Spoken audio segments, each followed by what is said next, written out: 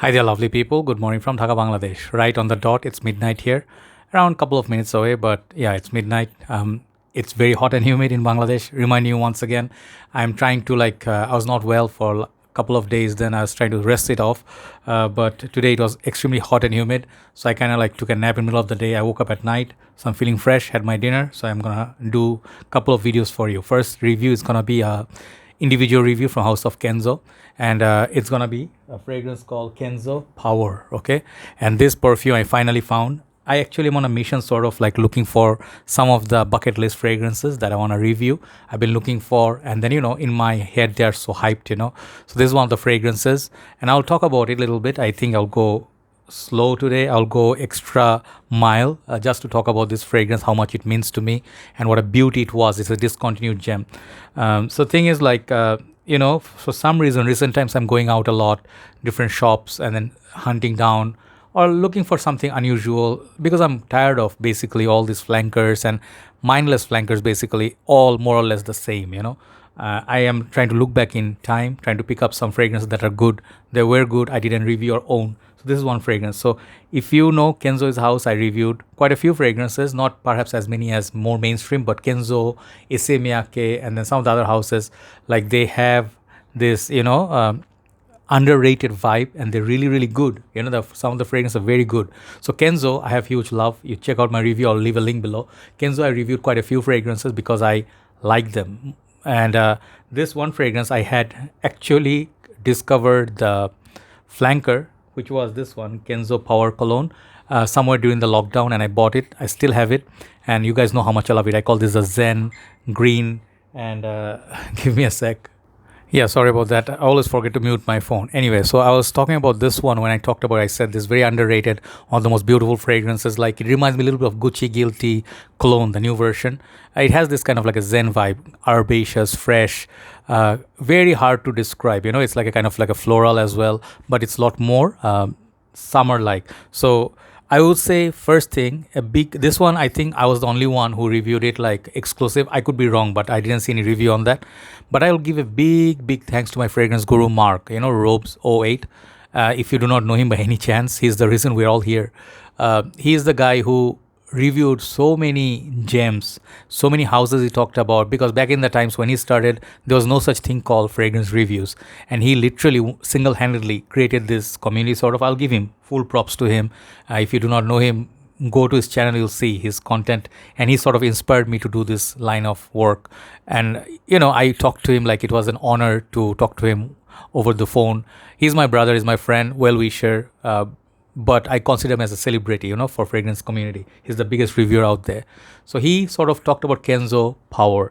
And moment I saw the review, I watched his reviews multiple times. I'm sorry, I'm talking a little bit long today because it means a lot, this fragrance. I'll tell you a story. If you find it boring, you can skip it. When I saw his review, some of his reviews are so inspiring because he doesn't care for sweet talk. He doesn't care for a fragrance to be hyped or sell. This guy just brutally honest, and he talks about some unusual fragrance like Gap Grass. I watch these reviews. I watch almost all his designer reviews. Niche, not so much, but I'm into designer. So the thing is, when he talked about it, he rated it very highly. He talked about Fleur de Mal. I think that's the fragrance, this fragrance is similar to, and perhaps it was already rare at that time. And I always wanted to review this. And this is one of those, I would say, what do you call, unicorns, that I was looking for. And I got two bottles. Okay, I have a couple of bottles. I thought of at first selling off one, but I got a couple of 60 ml bottles. Okay, so very lucky. So let's hit this. This is very hard to find. If you find it in Europe, some of the guys are saying this one can be found in Europe. Go for it. This one, if you like floral sweet perfumes like Burberry's Touch, if you like powdery fragrances, or let's say Bulgari's Blue, BLV, this is kind of like an easy no-brainer. But I'll describe it to you. If you ever thought about it, you can check out the review. So this is how that box looks. Almost looks like a tester box, but no, this is how it looks like. It's called Kenzo. I'll try to cover every single aspect that I can remember. Kenzo Power, 60 ml EDT concentration. Yes, it says Kenzo. Nothing much. It's a white box. Looks nice and simple, but you can easily miss it. If you see it somewhere, you perhaps will not be able to read it. Kenzo. And I think this is a female version of Kenzo Flower or Floral. Flower, right? Yeah, that women's perfume, the tall bottle. The bottle, it's one of a kind. It's a shiny armor. Okay, same shape as the Kenzo Power Cologne, but this is, I think, all metallic body.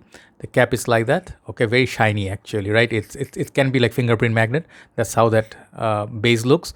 And it says the name Kenzo flower. There's a nice little flower here. Okay, and the cap, it looks like Tommy Bahama fragrance. Sorry, Tommy by Tommy fragrance, Tommy Hilfiger. Okay, and the cap is not very heavy. It's like a chromish touch. Got some weight, but I think it's plastic and metal a little bit. I have it on my hand. I don't want to waste this juice on piece of paper. And I'll tell you, one guy wrote about spraying on the paper. On the skin. That's how you test it best. I'll tell you why. Just doing that because I already know how it smells. It clicks onto place. This perfume, let's talk about it one by one, stuff that I remember. The guy who said in Fragrantica, I read all the comments, said, do not test this perfume on a piece of paper because it doesn't seem to do much. You don't get much from the paper. Get it either on your shirt or your skin. I think mostly on skin, and you'll get beast mode longevity. That's what I get from this. This fragrance is beast mode. Longevity is good, but it doesn't annoy me. It's not like Narciso Rodriguez. Some of the perfumes can be really musky and strong. This one doesn't do it. It stays long and long lasting. Projection is very good on me in the warmer months. Like right now it's hot. Summer night I wore it. I got fantastic performance from it. How many hours? I barely remember. But the 2 wearings that I did, I got about 6 to 7 hours easy. In the warm weather, that's fantastic. This fragrance could be a little bit unisex, okay? I'll tell you right in the beginning. Because floral perfumes, powdery fragrances, let's say Midnight in Paris or fragrance like Bulgari Black, they have that kind of like a plasticky, tonka and then nice little powdery effect. This one also has it. So this fragrance, the name is called Kenzo Power, but I would call this also flower power. That's how I would name this, because this one is beautiful floral perfume. And when you think of floral powdery fragrance, many people are like, no, powdery fragrance not my type. I don't like Lamal. I don't like fragrance like 212 VIP Man, Sexy Night or something like it. So these fragrances, if you do not like, perhaps you can test it somewhere, but I can pretty much assure you this is such a fantastic perfume. The comparison this goes against Fleur de Mal, I checked it long time back. I reviewed it with a sample and never found a bottle. This one can replace the Fleur de Mal, and it's better in a way. Fleur de Mal lasts longer. It's a bit more powdery and musky. This one is floral. It's the heart. It's where it's like a shining like a diamond. In the sky, no, just shining like a diamond. It's beautiful flower. I don't know what flower. Maybe iris. Maybe something like fresh, like bouquet of flowers. But it also has some kick. Okay, the kick is kind of like I say petit grain, like, is it petit? How do you say that? The black pepper, kind of like a peppery cake. And I get something spicy, and some people say it's similar to Diorama, because this one is built or made by, I think, Olivier Poche, son of Jacques Poche, who's like used to be in-house perfumer for Chanel. So big celebrity perfumer who made this. So if you like his work, as Mark said, check out his review. He said if you like Diorama, if you like Fleur de Mal, and I would also add if you like Narciso Rodriguez for him, EDP, or the Kenzo, someone said this is more like a beefy version of Kenzo flower for women. I can see this, it's a very sweet, like a powdery, dreamy perfume. If you like Midnight in Paris, you can also check it out.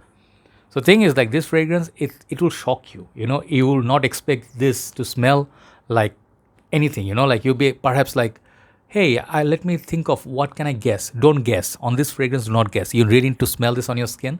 Different skin, it will have different smell, okay? The great thing about this perfume is not just the hype, it's discontinued. No, that's not the best part. The best part is how unique this perfume is. This is like a whole new trend. If Dior was getting that iris hype, I'll tell you, iris hype, it was going so much for iris that there's a makeup box vibe. This is a different sort of like a powdery perfume. Women can easily pull it off, guys can pull it off. And if you are not that guy, like, hey, I don't wear anything but rugged leather and boozy perfumes, it's okay. But if you are into, like, if your mind is open, you're like open-minded person, you like to explore different things, this hands down will be one of your most unique perfume in your collection. Reminds me a little bit of same ballpark as something like, what's that fragrance? There's something it reminds me of, but I just cannot remember at this point. But it's a fantastic floral powdery. Oh, there is this, thing, orange blossom. I don't remember. There's like white flower, some sort of white flower is in this. I don't remember all of them.